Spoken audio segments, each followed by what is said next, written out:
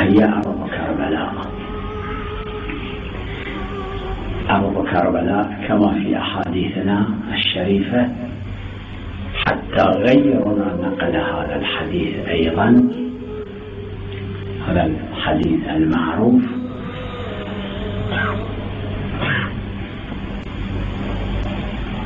أن الله سبحانه وتعالى شرف أرض كربلاء على بقية الأرض، حتى على الكعبة المقدسة التي شرفها الله بأن نسبها إلى نفسه بيت الله.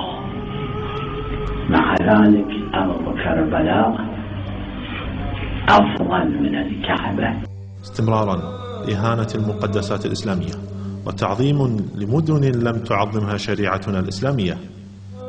فهم أحدثوا لأنفسهم أدلة أخرى، هذه الأدلة هي التي تدعوهم إلى تعظيم هذه الأماكن كقم وقربلاء، كقم وقربلاء. هذه الأدلة أدلة مكذوبة، أدلة مكذوبة يرويها الشيعة خلفا عن سلف في كتب لا يعرف لها إسناد أصلا، في كتب صنفها أهل الزندقة باعترافهم أن كثيرا، كما قال علماءهم، إن كثيرا من علمائنا الذين رووا لنا هذه السنن وقاموا بالتصنيف كانوا ينتحلون المذاهب الفاسدة والملل الباطلة. هم يريدون صرف الناس عن مكة والمدينة كما أرادوا صرف الناس عن القرآن والسنة. إذا كان لابد من وجود بديل عن مكة والمدينة. ما هي هذه الأماكن؟ هي قربلاء وقم وغيرها من الأماكن المقدسة عندهم، ويروون في ذلك، بل لا أقول رواية أو روايتين أو حديث أو حديثين، يروون في ذلك عشرات ومئات، بل لهم مصنفات كاملة في تفضيل قربلاء على بيت الله الحرام، وأن الوقوف بقربلاء في عشية عرفة أفضل عند الله عز وجل من الوقوف بعرفة في بلاد الحرمين. كذلك أيضا يروون ثواب من ذهب إلى قربلاء، وأن ذلك يعدل حجة أو يعدل عمرة أو يعدل حجة مع رسول الله. بل أنت لو قرأت أو نظر الإنسان نظرة واحدة متفحصة متأنية إلى كتبهم، أنا قرأت روايات أن حجة إلى قربلاء تعدل 1000 حجة في بيت الله الحرام، و1000 غزوة مع نبي من الأنبياء. إيه المطلوب من وراء هذه الروايات؟ أنا أسأل الرافضة، ما هو المطلوب من وراء هذه الروايات؟ المطلوب هو تعطيل بلاد الحرمين التي عظمها الله عز وجل وعظمها رسوله صلى الله عليه وسلم، والتوجه إلى هذه البلاد. ثم بعد ذلك نرى الكفر والشرك. الأصل في بلاد الحرمين إقامة التوحيد.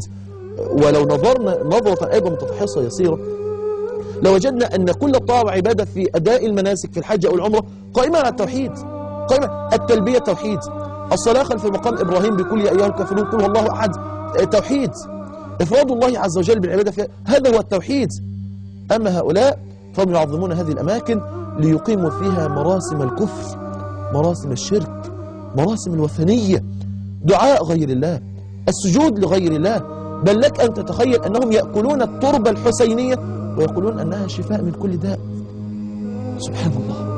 ما هم بأمة أحمد لا والذي فطر السماء، ما هم بأمة خير خلق الله بادئا وانتهاء. ما هم بأمة أحمد لا والذي فطر السماء، ما هم بأمة خير خلق الله بادئا وانتهاء. ما هم بأمة أحمد لا والذي فطر السماء، ما هم بأمة خير خلق الله بادئا وانتهاء. ما هم بأمة سيدي حاشا فليسوا الأكفياء، ما هم بأمة من على الأفلاك قد ركز اللواء. من حطم بل استفحل السرطان الفكري الضال في الفكر الدخيل، فجاء خطيب مدينة مشهد الإيرانية العالم الشيعي آية الله كاشاني ليخالف ما أمرنا الله به ورسوله عليه الصلاة والسلام وما عليه المسلمون من 1430 سنة، فيطالب بنقل قبلة للمسلمين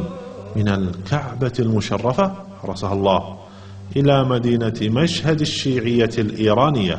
ومرت هذه المطالبة المتصهنة على مرأى ومسمع علماء الشيعة وحكومة طهران، فلم يعترض عليه أحد أو يحاسبه أحد، بينما الحكومة نفسها تقاطع وتحارب كل من يقول أو يكتب على الخارطة الخليج العربي بدلا من الفارسي.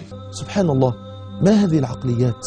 التي رفضت القرآن ورفضت السنة وجرت وراء أقوام ينتحلون المذاهب الفاسدة والملل الباطلة وليس لهم إسناد واحد صحيح. أتحداهم أن يأتون لي برواية صحيحة والجرح والتعديل من كتبهم أن كربلاء أفضل من مكة والمدينة. فهم يستندون في ذلك باختصار، هم يستندون في ذلك إلى روايات مكذوبة يرويها أصحاب الملل الفاسدة وأصحاب العقائد الباطلة. بل إن المهدي في عقيدتهم وهو يختلف عن المهدي عندنا نحن أهل السنة. تقول رواياتهم المقدسة إنه إذا خرج فسيهدم الكعبة، فكيف سيكون العقل الذي تمت برمجته على هذه العقيدة؟ بالطبع لا يعظم ولا يجل بيت الله الحرام، فهو يرى أنه من الواجبات الشرعية الإلهية لإمامه المعصوم هدم الكعبة المشرفة، فهدمها قصد وغاية وقربة إلى الله عندهم. الجانب الآخر وهو جانب في غاية الأهمية أن خروج المهدي معلق بهاتين البلدتين وبهاتين المدينتين مكة والمدينة. ففي علامات ظهور المهدي وجود المذابح الشديدة عند الصفا والمروة كما يروي علماؤهم وحاخاماتهم في كتبهم. لابد من وجود مذابح بين الصفا والمروة ووجود المذابح داخل بيت الله الحرام، وهذا علامة لخروج المهدي الذي ينتظرون خروجه ويدعون الله ليل نهار بخروجه والتعجيل في خروجه. فوجود هذه المذابح لن يكون أبدا إلا بسيطرة الروافض على هذه البلاد، وليست أبدا الأحداث التي ذكرتها منذ قليل في شأن القرامطة وغيرها من الدول الرافضية التي تسعى لتدمير هذه البلاد وإنشاء المذابح في هذه البلاد، وليست أبدا أحداث الحرمين التي جرت في التسعينات منا ببعيد، أحداث التفجيرات. وبعد ذلك خرج علينا هؤلاء الروافض بوضع صور الذين قاموا بهذه المذابح داخل بيت الله الحرام بأنهم أولياء الله ومن أفضل الشهداء عند الله عز وجل. فهذه السيطرة على مكة والمدينة ده معناه خروج أسرع